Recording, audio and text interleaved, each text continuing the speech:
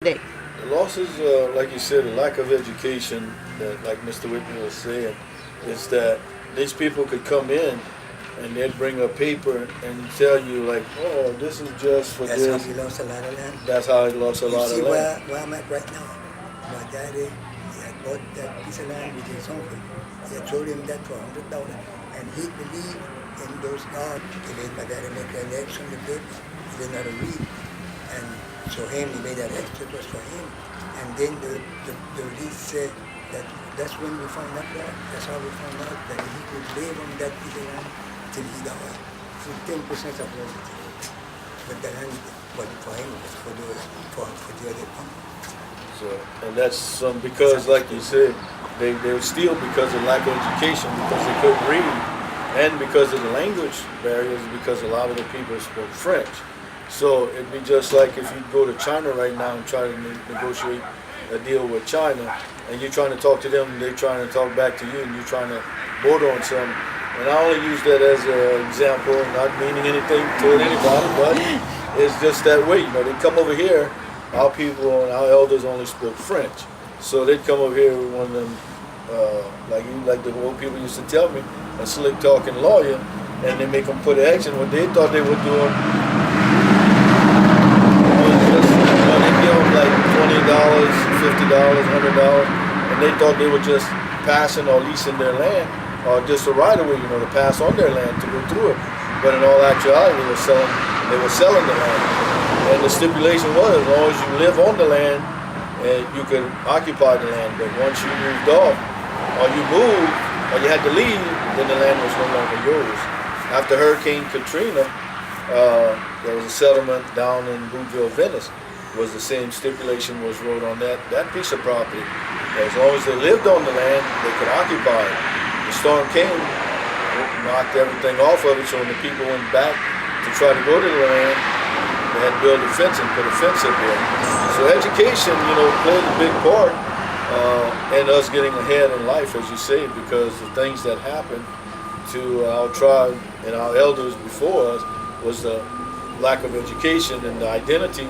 Our people were always a proud people, but not being able to read hindered it, and we lost a lot of land.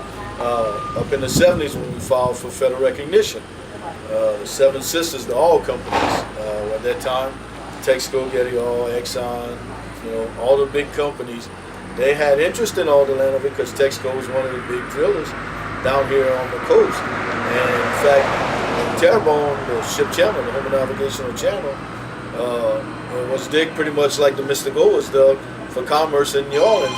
We had that dug over here, So, and the same purpose, same reason that these guys, dug the intercoast to make travel easy for the oil company. Fast forward to now it's a straight shot. Now we're having to build levees and they're putting a dam, what they call that, a floodgate across it now to stop the salt water. But it took Katrina, Rita, Gustav, Ike, all these storms to come in to realize that was a straight shot to Houma. And people thought that they were protected from the Gulf, living that far in, but not realizing that with the Gulf waters coming, having a straight shot into Terrebonne Parish, they had to do something. So now we have, levees and we have floodgates that are being built to try and stop it, because they didn't realize back then the dangers that they were putting us under.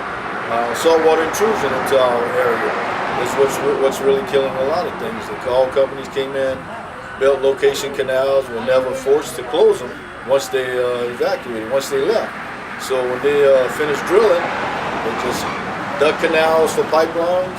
So if you look at what's awesome and amazing, you look at the pipeline graphics of South Louisiana, and you look at it in the rest of the country, you can just pick put a 1-inch circle anywhere on South Louisiana and then put it anywhere else, and they'll have more pipeline for that 1 square mile than anywhere pretty much where else in the country down here in South Louisiana.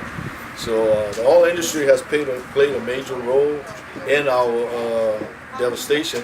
But in saying that, a lot of our people are employed by the oil company. So it's a delicate balance, but just because they're employed it doesn't give them the right to come in and destroy and take everything from the land.